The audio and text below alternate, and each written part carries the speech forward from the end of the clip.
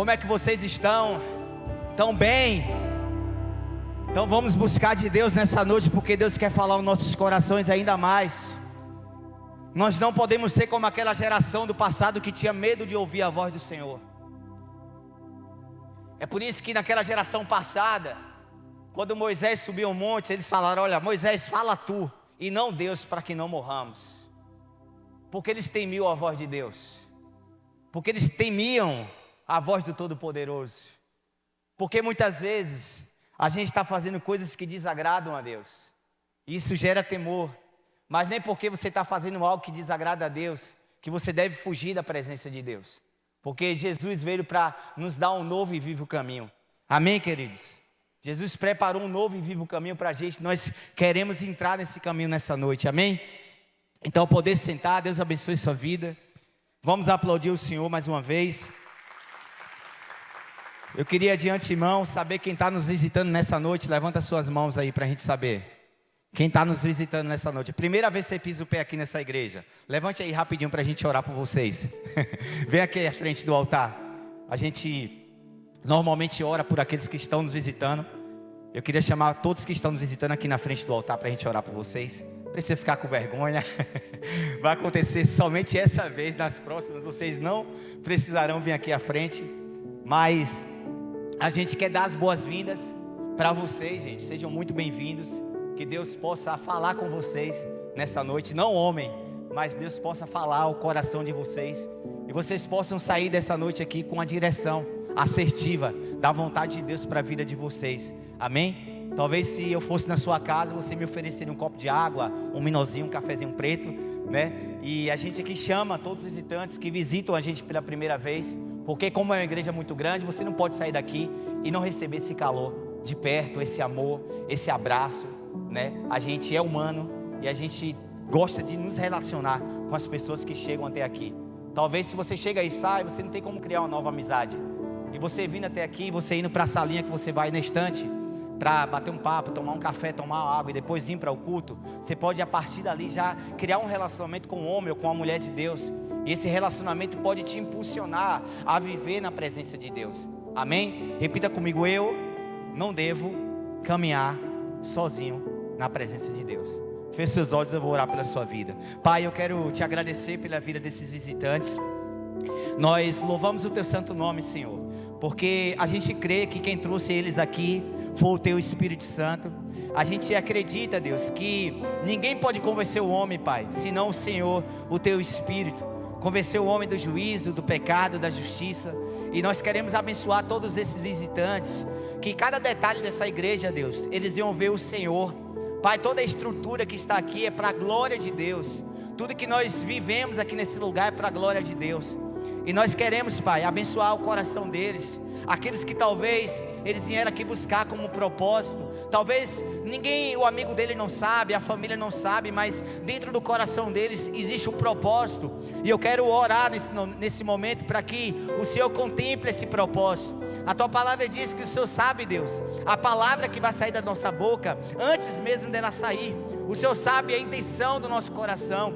E eu quero abençoar cada vida, cada visitante que está aqui, que eles sejam abençoados em todas as áreas da vida deles, que eles sejam cheios do teu Espírito Santo, que eles sejam tocados nessa noite pela tua palavra, que eles sejam tocados nessa noite pela tua presença, e que Deus, eles saiam daqui de uma forma, ó Deus, diferente pelas quais eles entraram aqui pelas suas portas. Nós abençoamos, não somente eles, mas a casa, a família, talvez familiares deles que precisam de milagres. Nós oramos, Pai, nesse momento, para que o Senhor venha fazer milagres na família, curas e maravilhas, prodígios nas suas casas.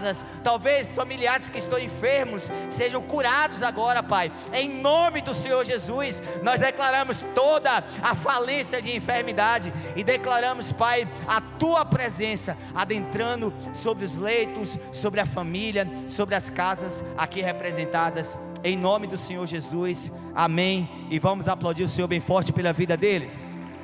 Gente, então Deus abençoe a vida de vocês. Levanta a mão aí, galerinha. Essa equipe aqui vai levar vocês na sala para dar uma água, um café, e vocês já voltam, amém? Vocês voltam agora, acompanhem eles para mim, por gentileza. Amém, jovens? Vocês estão fracos? Amém, jovens? Vocês estão animados para o acampamento? Olha. Então, glória a Deus, amém, queridos?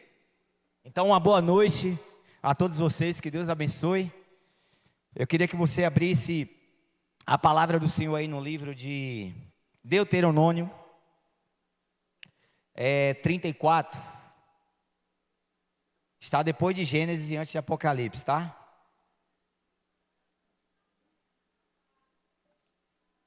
Deuteronômio 34, capítulo 34.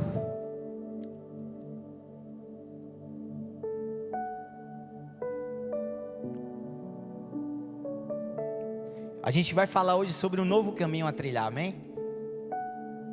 Amém, queridos? Deus tem um novo caminho para a gente. A gente muitas vezes fica preso ao que já passou. Às vezes a gente fica, muitas vezes, paralisado por aquilo que a gente sofreu, por talvez uma decepção, algo que não deu certo na nossa vida. E muitas vezes isso tende a nos parar de alguma forma. Muitas vezes isso tende a nos paralisar na nossa identidade, paralisar no nosso propósito. Se puder aumentar um pouquinho do meu retorno, eu agradeço. Paralisar no chamado que Deus tem para nossas vidas. Mas eu quero dizer para você nessa noite que Deus tem um novo caminho para você trilhar. Não é um novo plano, amém? Deus tem um novo caminho. Porque Deus só tem um plano para nossas vidas. Só que Deus pode fazer vários outros planos para nos trazer para o plano original. Porque no decorrer da nossa vida a gente passa por situações que a gente sai do plano original. A gente sai do centro da vontade de Deus.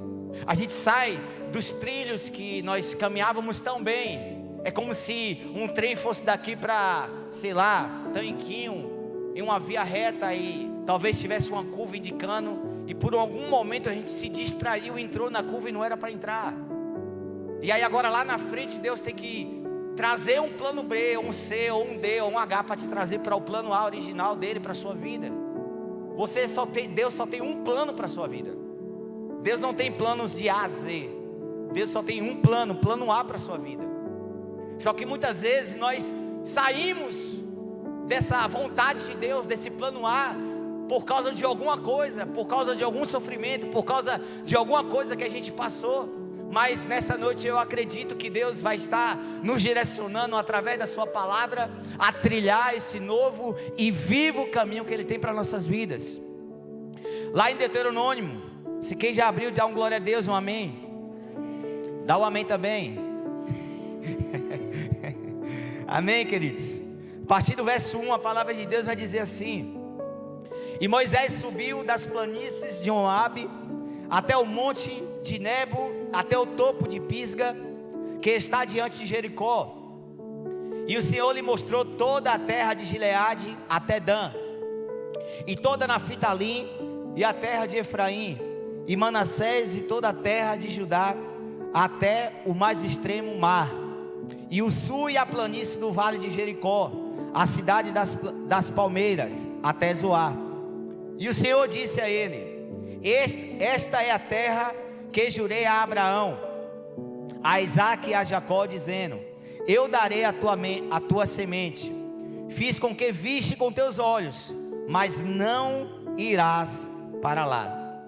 Assim Moisés, o servo do Senhor, morreu ali na terra. Josué, filho de Num, estava cheio do espírito de sabedoria, porque Moisés havia imposto suas mãos sobre ele, e os filhos de Israel deram ouvidos a ele, e fizeram como o Senhor ordenara a Moisés. E desde então não se levantou em Israel um profeta como Moisés, a quem o Senhor conhecesse face a face. Em todos os sinais e prodígios que o Senhor ordenou que ele fizesse na terra do Egito e Faraó, e a todos os seus servos, e a toda a sua terra, e em toda aquela mão forte, e em todo o grande terror que Moisés exibiu diante de todo Israel. Amém, queridos? Então, nesse momento das escrituras aqui, a palavra de Deus está falando sobre os últimos dias de Moisés. Todos nós conhecemos que Moisés, ele foi levantado por Deus para libertar o povo do Egito. O povo de Deus passou 430 anos trabalhando para comer, escravo de Faraó. Só que dentro desse povo, Deus levantou Moisés, um homem normal dentro da sociedade. Esse Moisés, ainda quando ele era pequeno, foi feito um decreto para que todos os recém-nascidos fossem mortos, porque acredito eu que Satanás sabia que a partir dali ia nascer um libertador. Assim como foi também nos dias de Jesus. Quando Jesus nasceu, houve um decreto para que matasse todos os recém-nascidos, porque lá em Salmos diz: proclamarei o decreto, tu és meu filho, hoje te gerei. Pede-me, pois eu te darei as nações como profeta e as terras como tua possessão. Ou seja, a partir daquele momento, Salmos está dizendo que o Senhor gerou Jesus. Porque quando fala tu és meu filho, não está falando com letra minúscula. E o mundo espiritual, irmãos, ele vê tudo. A Bíblia diz que os anjos estão ao nosso redor e Satanás e seus demônios estão ao nosso derredor. Então, a partir do momento que o Senhor fala: proclama, lê o meu decreto, tu és meu filho, hoje te gerei no Monte Sião. Não era um monte fisicamente falando, mas no mundo espiritual. A partir daquele momento já começou a perseguição na vida de Jesus. Antes mesmo dele habitar em carne, foi aí quando Jesus nasce em carne, foi feito um decreto para que todos os recém-nascidos fossem mortos. Porque lá no Antigo Testamento foi levantado um libertador, e no Novo Testamento foi levantado um salvador. Alguém que saísse para libertar o povo da escravidão, e lá na frente alguém que trouxesse o povo de volta para Deus. Então Moisés, ele nasce nesse meio confuso, nessa vida talvez totalmente conturbada. É tanto que ainda pequeno a mãe dele despeja ele. A mãe dele precisa lançar Moisés da sua presença, tirar Moisés daquela região onde havia o decreto. E aonde é que Moisés vai parar? Dentro da casa de Faraó, dentro do palácio. E a Bíblia diz que Moisés, ele cresce dentro daquele palácio. Irmãos, é como se Moisés crescesse dentro dos Estados Unidos nessa época. Porque o Egito era a nação mais desenvolvida daquela época. É tanto que até hoje eles não sabem como construir aquelas pirâmides. Ninguém consegue descobrir como eles construíram aquelas pirâmides. Cientista, a tecnologia, a sabedoria, tudo aquilo que hoje está na mão dos homens, eles não conseguem entender qual foi a forma que eles construíram aquelas pirâmides no Egito. Então Moisés cresceu dentro desse ambiente, um ambiente de perseguição, um ambiente onde já existia um decreto para o próprio Moisés morrer, aonde ele teve que, novo, já ser despejado da sua família, despejado da sua cultura, porque Deus tinha um novo plano para a vida de Moisés. Deus tinha um plano para a vida de Moisés. E por Deus, às vezes, tem alguns planos nas nossas vidas. Nós somos inseridos em alguns ambientes que nós não gostaríamos de ser inseridos. Muitas vezes, por nós termos um plano de Deus sobre a nossa vida, nós somos inseridos em situações que nós não gostaríamos de passar por essas situações. Mas muitas vezes essas situações, ainda que você seja menino, sem entender o porquê você está passando por tudo isso, faz parte de um plano eterno de Deus para você e para pessoas que estão ao seu redor. Irmãos, eu costumo falar que nós precisamos ter fé no milagre e fé na soberania de Deus. Você não consegue entender o que é soberania. A soberania de Deus você precisa entregar para Ele e confiar, porque o que você não entende faz parte de soberania. E muitas vezes a gente deixa de viver em uma estação nova, em um caminho novo, porque a gente está vivendo uma coisa que é velha, do passado, em uma estação que já é nova, porque a gente ainda não conseguiu compreender o porquê daquilo que está acontecendo com a nossa vida. Quando fizeram o decreto lá no Antigo Testamento, o rei da Babilônia fez um decreto para que todos se prostrassem e adorassem a imagem daquele rei daquela época. Só que existia 3 homens diferentes: Sedraque, Mesaque e Abidnego. E em dado momento eles falaram assim: rei, o Deus a quem a gente continuamente serve, porque existia esse decreto, só que eles serviam a Deus, ele não ia se prostrar diante de uma outra imagem. E eles falaram assim: ó Deus, rei, o rei mandou esquentar a fornalha 7 vezes mais. E ele falou assim: rei, o Deus a quem eu continuo sirvo, ele vai me livrar. E ainda que esse Deus, o meu Deus, não me livre, a ti nós não iremos adorar. Sabe o que é que eu entendo com essa palavra? É que eu tenho que ter fé num Deus que está no fogo, mas eu tenho que ter fé também no Deus que talvez pode não livrar você do fogo. Você tem que ter fé no milagre que Deus pode fazer na sua vida, mas também você tem que ter fé, talvez, em alguns milagres que você pode não experimentar da parte de Deus. Algumas coisas que talvez não saíram da sua forma que você gostaria que saísse. E aí você vai ter que entrar o quê? A parte da fé e a parte da soberania de Deus. Então Moisés, ele cresce dentro desse ambiente, um ambiente de uma sabedoria totalmente avançada, uma sabedoria totalmente diferente talvez da sua cultura. Mas muitas vezes Deus te coloca em ambientes, irmãos, porque Ele tem algo em cima desses lugares que você está sendo inseridos por Ele, e Ele quer fazer algo através de você, conforme aquilo que agrada o coração dEle. Moisés talvez não entendia o porquê estava sendo despejado, o porquê estava crescendo dentro de um exército inimigo. E esse Moisés agora é levantado por Deus. O povo passa 430 anos. É levantado o libertador do futuro. O libertador do futuro foi uma pregação que eu fiz há um tempo atrás, há muitos anos. É levantado Moisés como libertador do povo. Só que, ó, que algo tremendo. Deus levanta Moisés. Moisés cresce. Moisés liberta o povo de Israel. Irmãos, é difícil encontrar um coração igual ao de Moisés na Bíblia.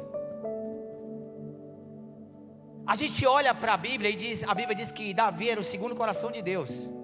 Mas quando eu olho para o coração do pastor Moisés, eu falo: meu Deus. Irmãos, Moisés sai, o povo quando saiu do Egito foi 430 mil pessoas.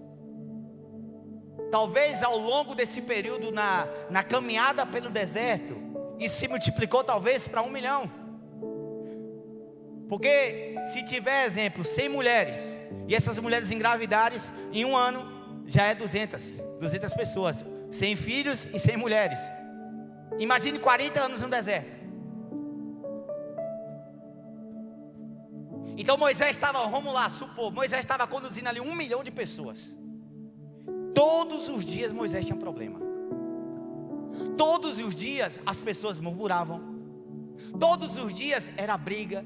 Isso ainda tem coisas que a Bíblia nem relata. Ainda os problemas de casamento, de adultério. Tanto problema que existia ali, dentro daquele meio. Tantos problemas, e Moisés estava lá com um coração compassivo, um coração de pastor. Teve momentos que Deus falou: vou matar todo mundo. Moisés falou: olha, se o senhor fizer isso, pode riscar o meu nome do livro da vida. Eu nunca vi ninguém na terra falar isso. Ninguém tem coragem de falar isso.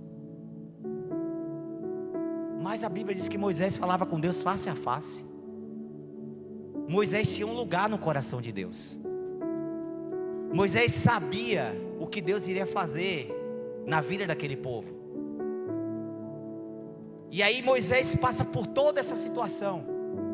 Vamos supor que Moisés passou por 30 anos de sofrimento, conduzindo, não está na Bíblia, eu estou supondo, amém, gente? 30 anos, com 1 milhão de pessoas. Depois vem o genro dele, fala: Moisés, levanta a cabeça de 1000, levanta a cabeça de 100, levanta a cabeça de 50, porque tu para dar conta de 1 milhão de pessoas, todo dia conselho. Pensa aí, irmãos, todo dia um problema. Tu falou que o maná ia desceu pouco, meu irmão pegou a minha. Tu falou que ia sair água da rocha, meu irmão pegou primeiro. O outro traiu a esposa. Imagina o tanto de problema que existia no deserto.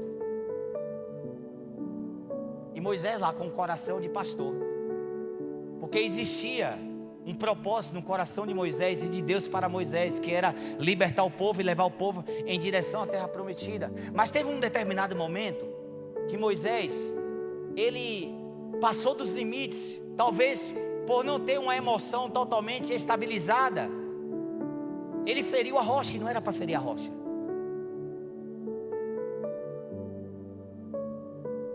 E Deus falou: olha, você não vai entrar mais na terra prometida. Pense, irmão, uma pessoa que padeceu por aquelas almas, uma pessoa que sofreu por aquelas vidas, e chega em um dado momento, Deus fala: você não vai entrar mais na terra prometida, porque eu mandei você falar e você feriu a rocha.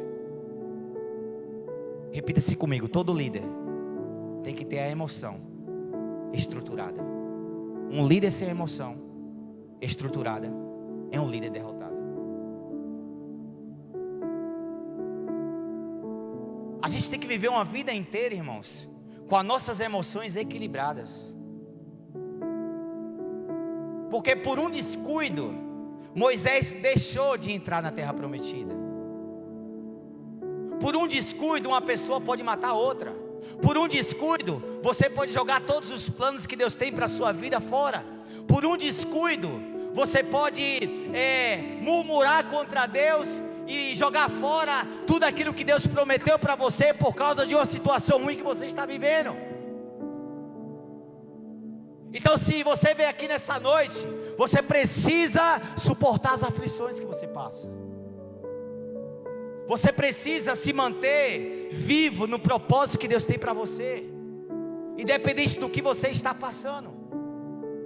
Porque a palavra de Deus diz que as aflições nesse momento, ela não se compara com a glória que há de ser revelada lá na frente. O que eu passo nesse momento, que você passa nesse momento, irmãos, eles não se comparam com a glória que há de ser revelada lá na frente. João vai falar que a mulher, quando está para dar à luz, ela sente muitas dores. A mulher passa 9 meses, ou tem criança que já quer pular fora, vem de 7 meses, mas o normal é 9 meses. A mulher passa 9 meses, irmãos, de enjoo, tontura e desejo, não sei o que, tanta coisa que a gente escuta.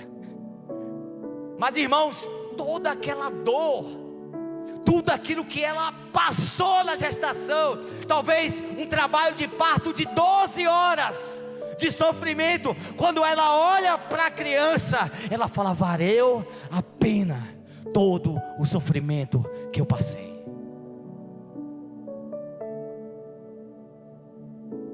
O que você está gerando é algo de Deus. E gerar algo para Deus às vezes dói.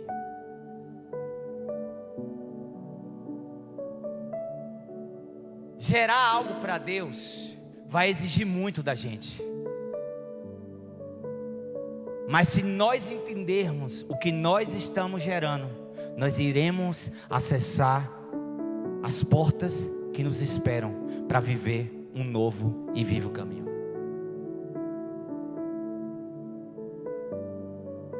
Então esse Moisés, irmãos, esse mesmo Moisés que sofreu por um povo, ele chega lá na frente e ele não entra na terra prometida. E a gente vai adentrar aqui agora ao texto que a gente leu. E Moisés subiu das planícies de Moabe até o monte de Nebo, até o topo de Pisga que está diante de Jericó, e o Senhor lhe mostrou toda a terra de Gileade até Dan. Ou seja, Deus ainda permitiu que Moisés subisse o monte e olhasse: olha, Moisés, ali era o lugar que eu iria te levar. Sabe, irmãos, existem muitas promessas de Deus para você que está aqui nessa noite, eu creio nisso. Você precisa se manter no caminho pelo qual Deus está te conduzindo. Eu não sei qual é o tamanho de esperança que você tem nas promessas de Deus, Mas eu quero dizer para você que as promessas de Deus independem de um governo. As promessas de Deus independem de uma pessoa colocar a mão na sua cabeça. As promessas de Deus independem talvez de um homem para facilitar o seu caminho para chegar até elas. Deus, quando fala, Ele vela pela sua palavra. Toda vez que Ele fala, Ele cria. Assim é a palavra que sai da minha boca, ela não voltará para mim vazia.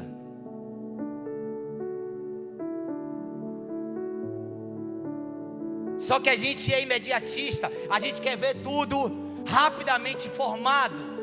Deus gerou o mundo em 6 dias, irmãos, e o 7º Ele descansou. Deus podia gerar o mundo inteiro em um dia só, mas Ele queria nos ensinar sobre tempo.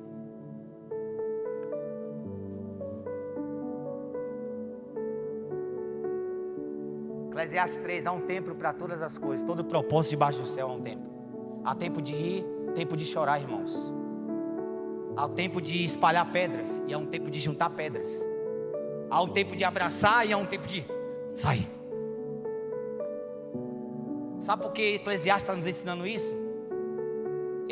Eclesiastes quer nos ensinar a viver uma vida de verdade.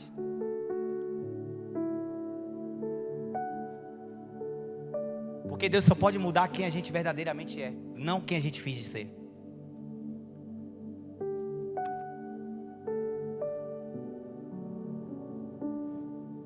Por isso, quanto mais você se abre para Deus, a palavra entra dentro de você, irmãos, e ela transforma você por dentro.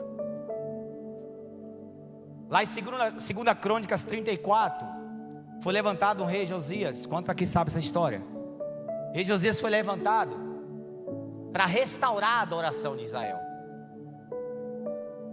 Antes do rei Josias, muitos outros reis faziam o que era mal aos olhos do Senhor. A Bíblia enfatiza isso. E o rei tal fazia o que era mal aos olhos do Senhor. Quando é na vez de Josias, a Bíblia diz: e ele fazia o que era reto aos olhos do Senhor.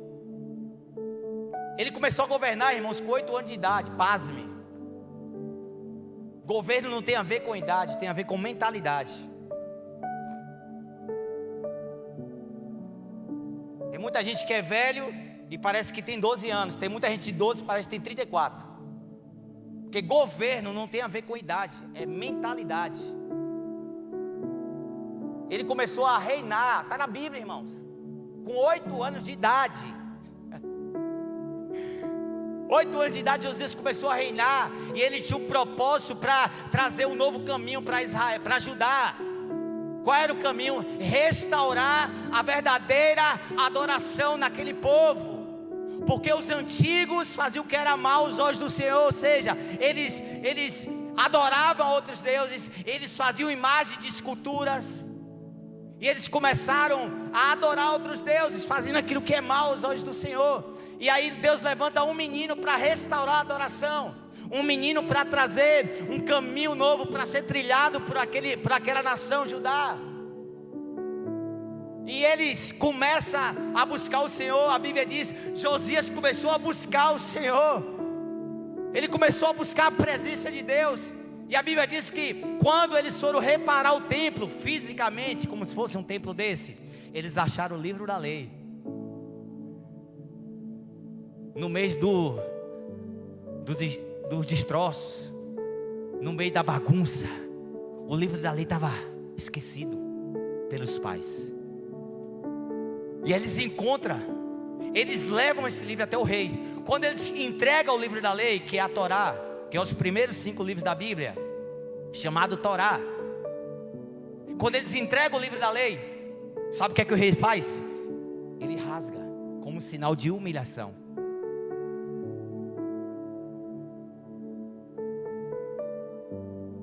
Quando ele rasga as suas vestes como sinal de humilhação, ele fala: reúne todo o povo. Nós precisamos se voltar para a palavra.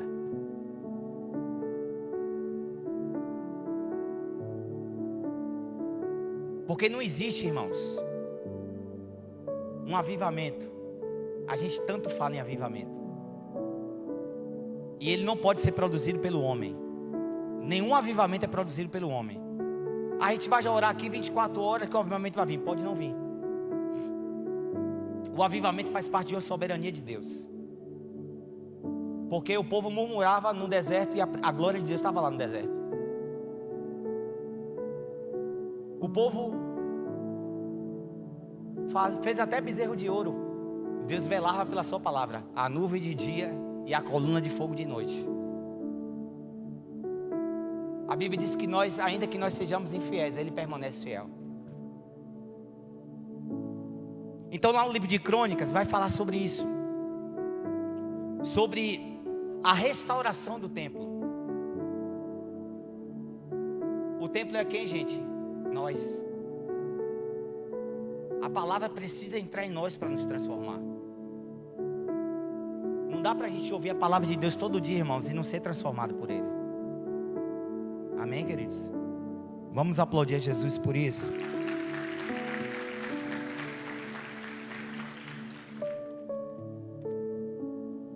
Então aqui voltando para Deuteronômio 34:4 vai dizer assim: o Senhor disse a ele: essa é a terra que jurei a Abraão, a Isaque e a Jacó, dizendo: eu a darei a tua semente. Fiz com que viste com teus olhos, mas não irás para lá.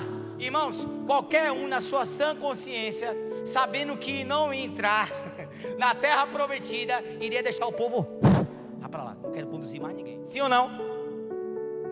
Ele poderia se irar, mesmo sabendo que ele não ia adentrar a terra prometida. Ele conseguiu ser fiel a Deus no caminho que Deus tinha estabelecido para ele andar.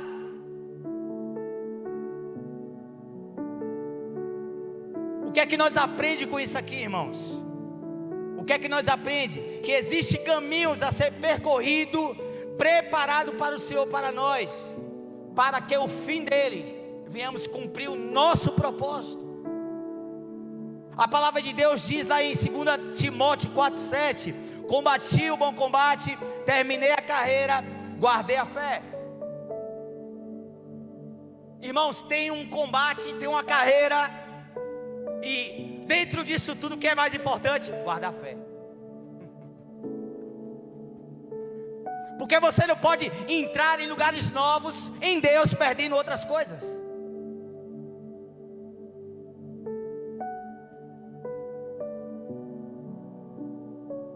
Quanta gente conquista uma família, mas quando entra no lugar da prosperidade, deixa a família e perde ela. Quantas pessoas sempre foram humildes na sua vida, mas quando entra no lugar de prosperidade, aí agora começa a passar por cima de outras pessoas, perdendo a humildade. É por isso que 2 Timóteo está falando: ei, combati o bom combate, acabei a carreira, guardei a fé. Porque tem lugares que Deus vai te conduzir, irmãos, que além de adquirir coisas, você precisa guardar o que você já tem.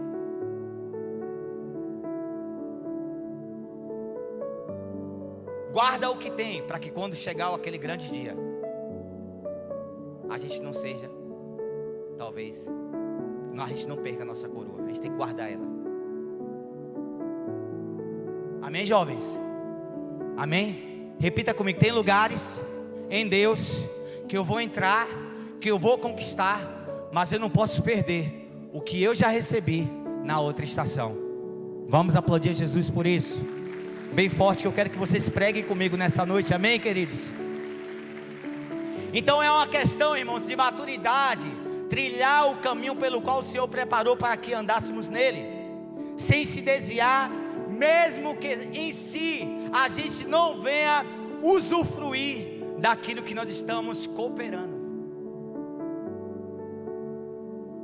É uma questão de maturidade espiritual, irmãos. Tipo, eu não vou para a África, mas eu vou abençoar a África com R$100. É uma questão de maturidade. Moisés mesmo recebeu. Irmãos, eu não sei vocês, mas eu ia ficar muito triste de não entrar na terra prometida. Não é que Moisés perdeu a salvação, não. Ele não entrou na terra prometida fisicamente. Deus não mostrou a Nova Jerusalém, Deus mostrou a terra prometida fisicamente. Ele falou lá, ó, é aquele lugar que você entrar.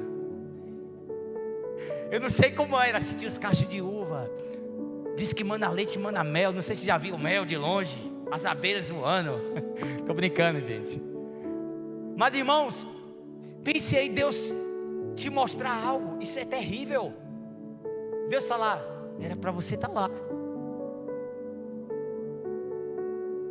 Qualquer um de nós, eu estou falando por mim, eu ia ficar muito chateado, irmãos.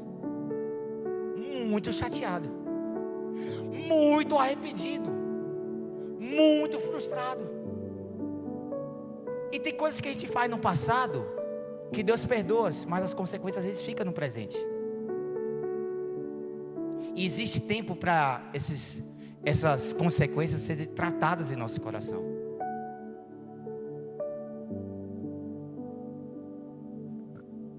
Então é uma questão de maturidade, irmãos. A gente entender que a gente não vai entrar em lugares, porque não é o propósito de Deus, amém? Mas o propósito de Deus é que nós sejamos um cooperador para que outras pessoas cheguem a esses lugares. Porque Moisés poderia se revoltar com Deus e com o povo. Se eu não vou entrar, eu não conduzo mais ninguém até essa terra. Mas irmãos, ele tinha um coração de pastor. Se você ler o livro que fala sobre Moisés, você vai ver que o tempo todo ele era um intercessor. Deus, vou matar o povo. Ele, não mata não, Senhor. Vou destruir esse povo. Ele, não destrói não, Senhor. A ponto dele falar, ó, se o Senhor matar, pode riscar o meu nome do livro da vida. Ou seja, ele falou, a minha salvação eu perco se o Senhor matar. Eu não quero. Mas ele tinha um coração, irmãos, um coração intercessor. Então é questão de maturidade espiritual, trilhar o caminho pelo qual o Senhor, Ele já preparou para que nós andássemos nele, amém, queridos? Deus tem um caminho preparado para você caminhar. Somente anda nele.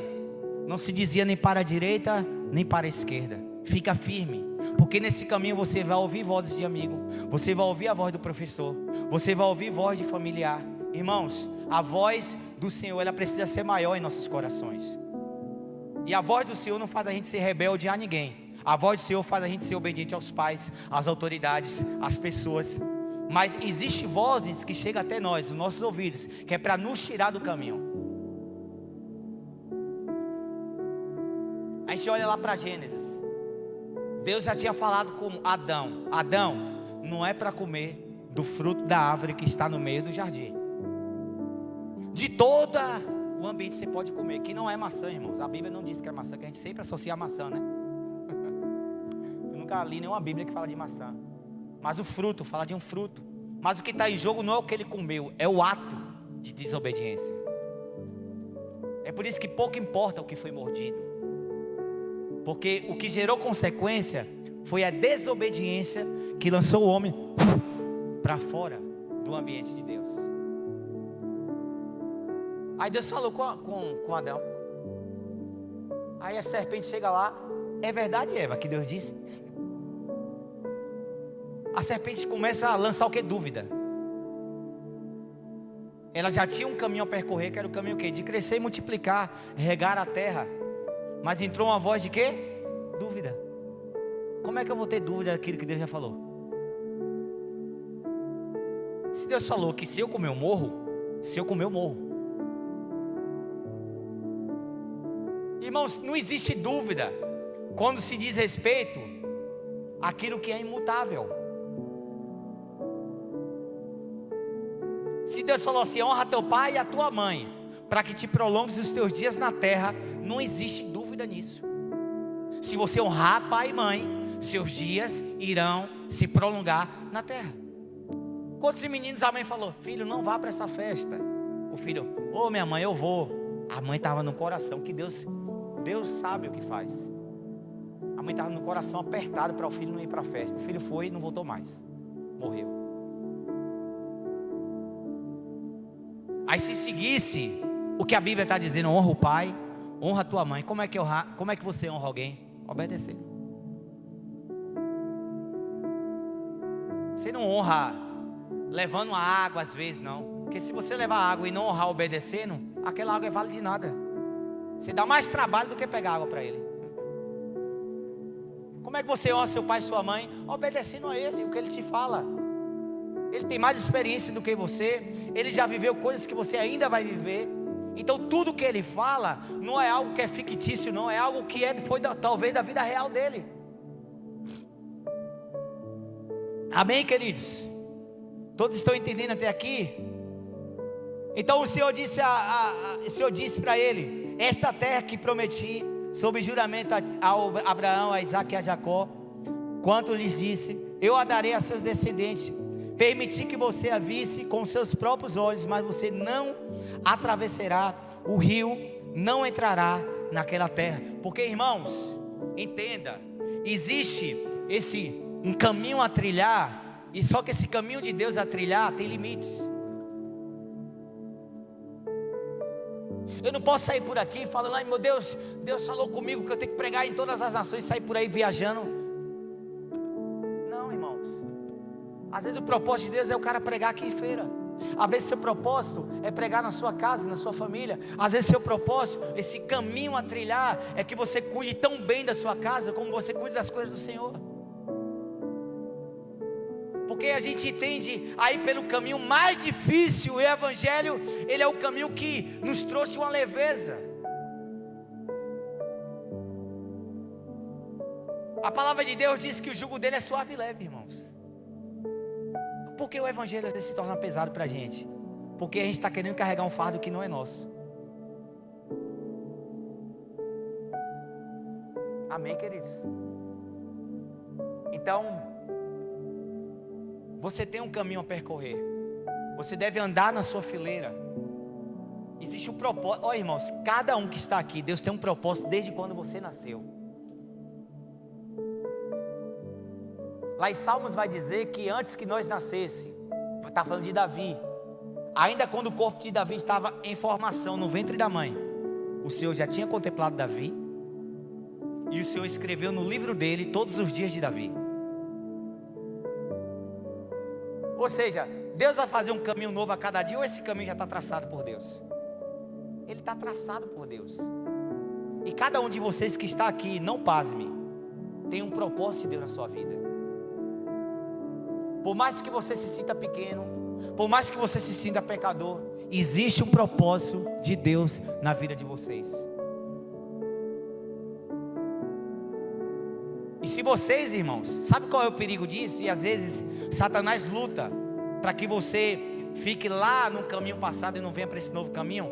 Porque se você descobrir esse caminho, ninguém pode te parar mais.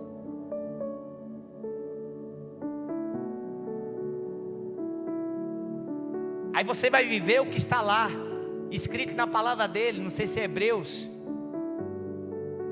que vai falar assim, ó: nada poderá nos separar do amor de Deus que está em Cristo Jesus. Nem o presente, nem o que está por vir, nem os principados, nem as potestades, nem nenhuma outra criatura que possa existir poderá nos separar do amor de Deus que está em Cristo Jesus. Sabe quando é que você tem essa convicção? Quando você entende o caminho que você precisa percorrer.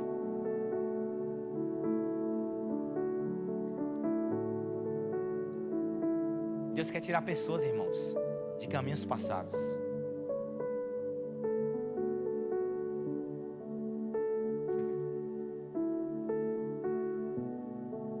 Deus quer tirar pessoas de caminhos passados, irmãos.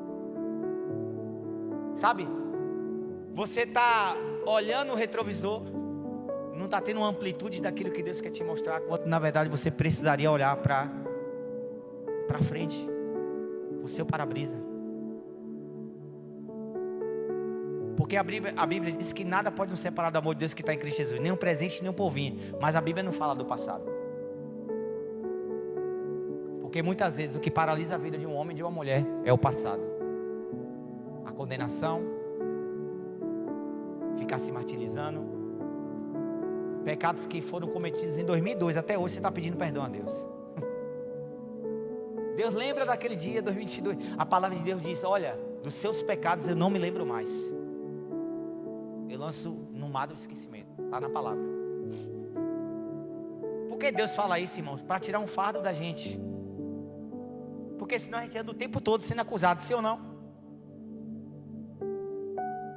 E isso faz parte de um trabalho que é de Satanás.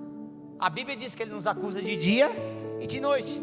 Mas a minha Bíblia também diz, e a sua Bíblia diz, que nós temos um advogado justo, chamado Jesus Cristo de Nazaré.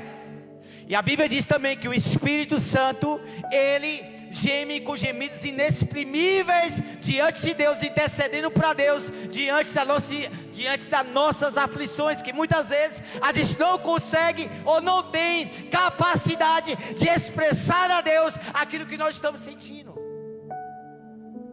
E a Bíblia vai dizer assim, que o Espírito Santo, ele geme com gemidos inexprimíveis diante de Deus, em intercessão por nós. Pai, Alex está tentando falar algo, mas ele não está conseguindo. Mas é isso aqui que ele quer falar. Agora eu estou começando a entender ele. Pai, essa menina nunca falou isso com ninguém. Ela até quer falar com o Senhor, mas também não está conseguindo. É isso aqui que ela está falando. E o Espírito Santo começa a interceder por você diante do Pai. Está na palavra de Deus. Porque nem todos nós conseguimos falar com Deus. Tem coisas que é difícil a gente falar com Deus. Mas o Espírito Santo está aqui na terra, irmãos, para nos auxiliar, para nos fortalecer e para trazer esse encorajamento da gente ser verdadeiro com Deus e a gente ser curado da estação passada para viver esse novo caminho que Deus estabeleceu para a gente trilhar. Vamos aplaudir Jesus por isso, queridos.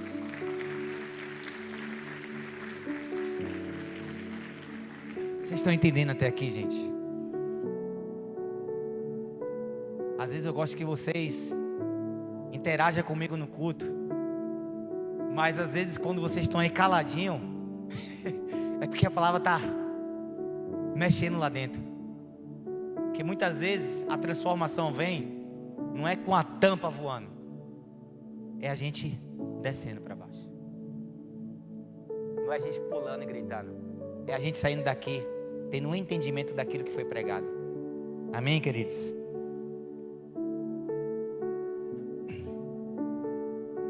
Então a outra coisa que nós precisamos entender é que a gente vivendo o chamado de Deus para a nossa vida, esse chamado de Deus aos nossos próprios, o chamado de Deus para a nossa vida não diz respeito aos nossos próprios interesses, amém, irmãos?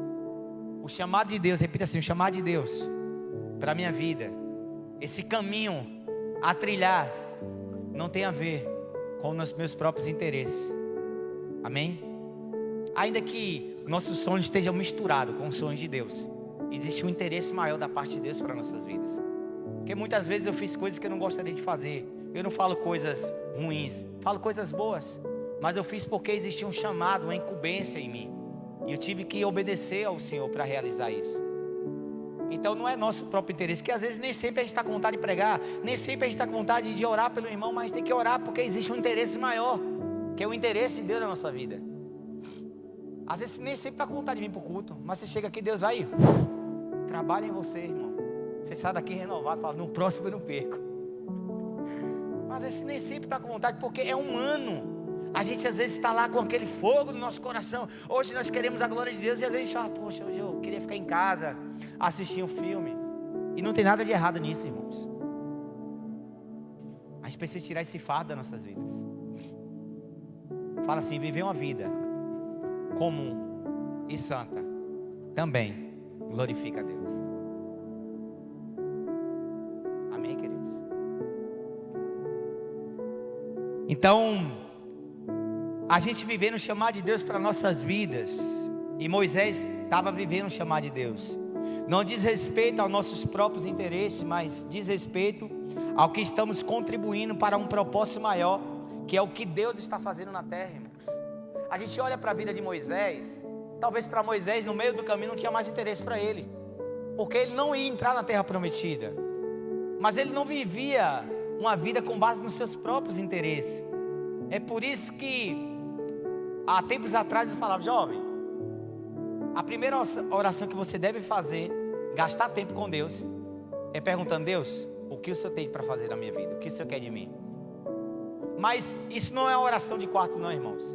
É uma oração para você chegar aqui e já começar a desligar a luz, arrumar uma cadeira, pega um envelope de oferta que está no chão, porque o teu propósito está no caminho e não na origem, porque a origem ela é profética, no caminho tem instrução. Então eu não sabia que ia ser missionário. Mas eu comecei a caminhar desligando a luz. Eu comecei a caminhar pregando o evangelho. Eu comecei a caminhar indo nos lugares que ninguém ia. Aviário, 35 BI, comecei a pregar o evangelho. Traficante sofreu um atentado de manhã, de noite eu estava lá pregando para ele. Jovens de 14 anos armados. Tiago está ali, não é Tiago? Tiago ia comigo, Tiago também é. Eu ia com ele, na verdade, não é nem ele que ia comigo, eu ia com ele. Então, muito cedo a gente começou a pregar o evangelho. E no caminho nós se encontramos com o propósito de Deus. Chegou um determinado momento, na vigília, o Senhor falou comigo: você é um missionário. Acabou, irmãos. Está fechado. Então, você não pode passar uma vida inteira, irmãos, 10 anos no seu quarto, orando para Deus, o que o Senhor tem para a minha vida. Você vai perder 10 anos da sua vida. Mas, irmãos, você ora: Deus, o que é que o Senhor tem para a minha vida? Amanhã você sai. Missionário, tem alguma coisa para me fazer? Pega água. Quer o que? O guardanapo? Tem alguém para me abraçar, para amar? A partir daí você vai começar a se encontrar naquilo que Deus tem para a sua vida. Mas existe muitos jovens paralisados, porque aprenderam errado a quê? A ficar orando em um quarto 10 anos por aquilo que Deus quer fazer na vida dela. E o teu chamado, o teu propósito está no caminho e não na origem. É no caminho que você vai descobrir. Deus falou para Filipe: Filipe, vai até Gaza, que lá está deserto. Deus não falou o que tinha. Deus não falou que Filipe ia passar. Filipe, beleza, Deus, é para ir para Gaza. Estou vivendo o meu melhor estágio no meu ministério, mas eu vou para Gaza porque é melhor obedecer do que sacrificar. Filipe vai para Gaza. Filipe chega lá, está deserto. Mas no deserto aparece uma carroça com o eunuco em cima da carroça. Lê no livro de Isaías sem entender. E o Espírito Santo fala: Filipe, aproxima-se da carroça. Filipe começa a correr atrás da carroça. O Espírito Santo pergunta a ele se ele entende o que ele lê. Você entende o que lê, irmão? Não, ele sobe na carroça. Irmãos, todo o propósito de Deus vai ter portas abertas para você. Tudo que tem propósito não falta recurso, irmãos. Se existe uma coisa que está faltando recurso, é porque não tem propósito. Porque Deus só dá recurso a quem tem propósito. E todo propósito tem recurso. Está faltando dinheiro, missionário. Deus vai prover, irmãos. Não é um propósito meu, é dele. Deus vai mandar os doadores dos pães, que falta 500 ainda. Já ganhamos 200 hoje para o acampamento. Amém, irmãos? Então todo propósito de Deus não falta recurso. E aí Filipe sobe na carroça. Ele entende o que ele é? Não, irmãos, como é que eu vou entender se ninguém me explica? E ele começa a anunciar Jesus a partir daquelas escrituras. E o eunuco, a evangelização foi tão potente, irmão, tão sobrenatural, que o eunuco fala: ali tem uma poça de lama, eu quero mergulhar. Como é que eu faço para me batizar? O que é que eu preciso fazer? Aí Filipe fala: é lícito se você crê que Jesus Cristo é o Senhor, que Ele morreu por você. Eu creio que Jesus Cristo é o Senhor, é o Filho de Deus. Então desce. Batizou o eunuco, irmãos. O cara saiu de um grande mover de Deus. Ele pregava, as pessoas ficavam assim, atônicas, olhando para ele. Amém, queridos? Então vamos dar um glória a Deus. Vamos aplaudir a Jesus por isso.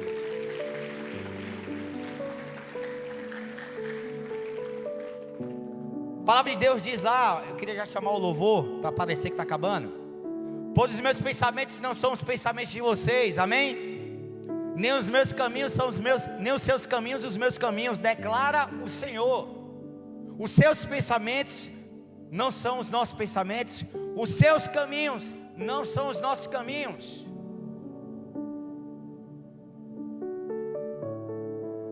Assim como os céus são mais altos do que a terra, também os meus caminhos são mais altos do que os seus caminhos, e os meus pensamentos mais altos do que os seus pensamentos. Tudo que você pensa grande, jovem, Deus pensa maior ainda. Todo plano que Deus tem para a sua vida, que você pensa ele de uma forma talvez minimizada, Deus pensa maior ainda.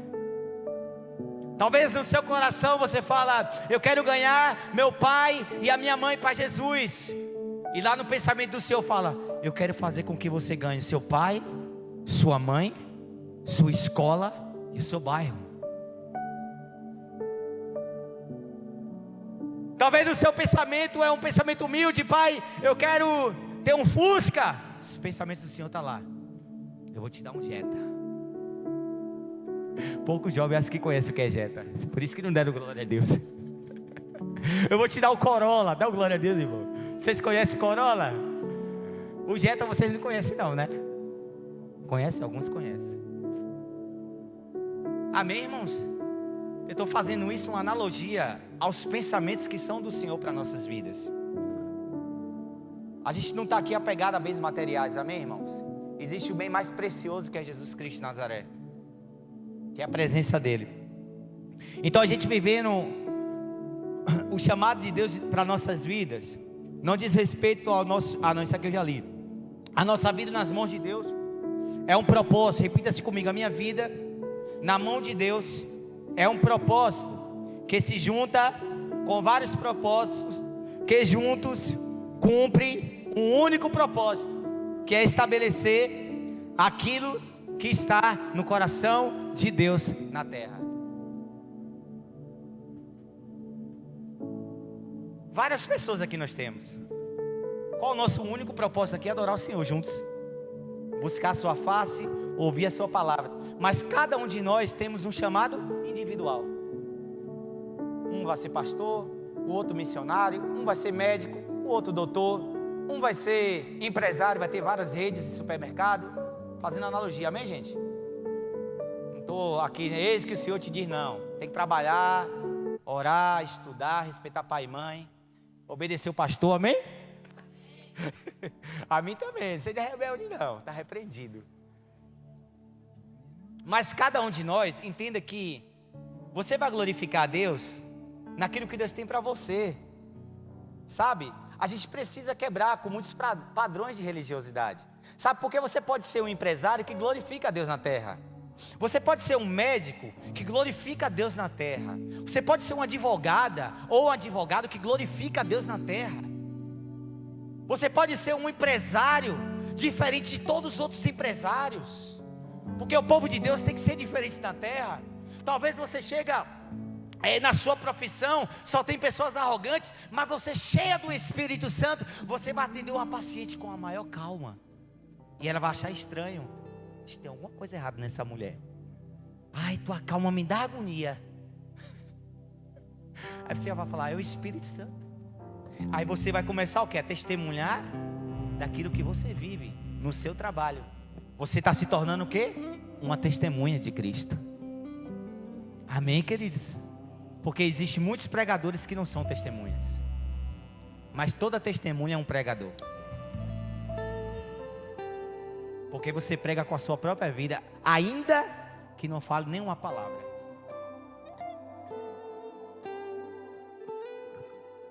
Eu queria que você se colocasse de pé, irmãos, para a gente adorar o Senhor, amém?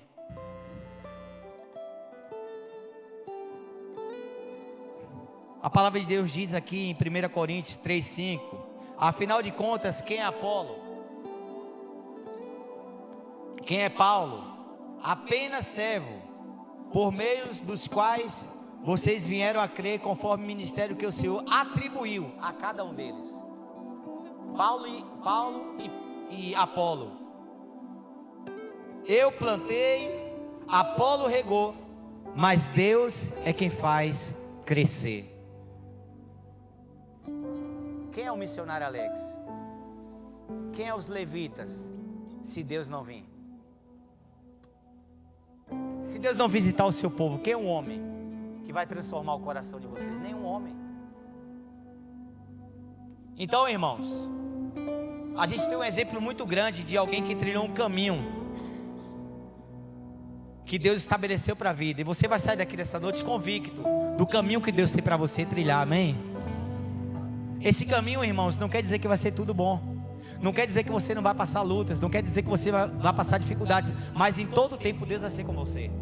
Em todo tempo Deus vai trazer recursos. Em todo tempo Deus vai colocar pessoas para talvez levantar suas mãos no momento de fraqueza. Em todo tempo Deus vai trazer alimento nos momentos talvez como Elias pediu a morte, e Deus levantou, enviou o anjo para trazer comida para Elias.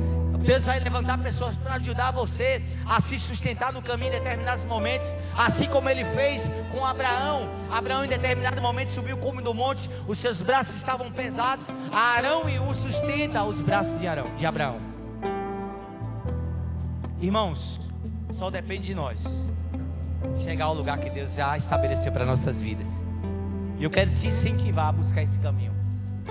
Um caminho que talvez você vai passar por muitos desafios. Mas, irmãos, repita assim comigo: o prêmio é maior do que as aflições e do que o sacrifício. Vamos aplaudir o Senhor por isso, queridos. O prêmio é maior do que o sacrifício. A palavra de Deus diz: não vos lembrei dos acontecimentos passados, nem considerei as antigas. Não se lembre, irmãos, o que já passou, passou. Nem considera as antigas. Não considera, não. E a palavra vai continuar aqui: eis que realizo uma obra nova. Amém, queridos? Eis que realizo algo novo na vida de vocês, que já está para acontecer. É a palavra do Senhor que está declarando. Não percebeis ainda, porém um caminho no deserto e rios nos ermos. Eu queria chamar todos vocês aqui à frente, queridos. Todos vocês. Vamos buscar a Deus nesse momento, juntinhos, em um único propósito de adoração, mas em vários propósitos individuais, amém? Então o Senhor vai fazer um caminho no deserto. O caminho no deserto é para levar você de volta para Ele. Amém, queridos? O caminho no deserto vai levar você de volta para a presença de Deus. Ele vai colocar rio nos ermos. Amém? Os lugares secos das nossas vidas, eles serão encharcados pela presença de Deus. Sabe, o vazio do nosso coração, sabe, um vazio que muitas vezes bate dentro de nós, ele será encharcado com a presença de Deus. Ainda esses dias eu vi algo interessante, que a luva, ela foi feita para colocar a mão, e a mão, a luva sem a mão, ela é morta, sim ou não? Assim é um ser humano sem Deus. Ele só existe, mas ele não vive. Uma luva, aquelas luvas de médico, se você botar a luva lá, ela não se movimenta, não tem utilidade. Mas quando você coloca ela sobre uma mão, aí começa a ter vida ali. Assim é o ser humano sem Deus. Então talvez o vazio dentro do seu coração é algo que precisa ser preenchido. Não mais por uma amizade, não mais por uma aventura romântica ou de um parceiro. O que precisa ser preenchido dentro de você é com o Espírito Santo de Deus, aquele que vai nos ensinar a andar em todos os caminhos. Amém, queridos? Então abre o seu coração nessa noite, começa a orar ao Senhor.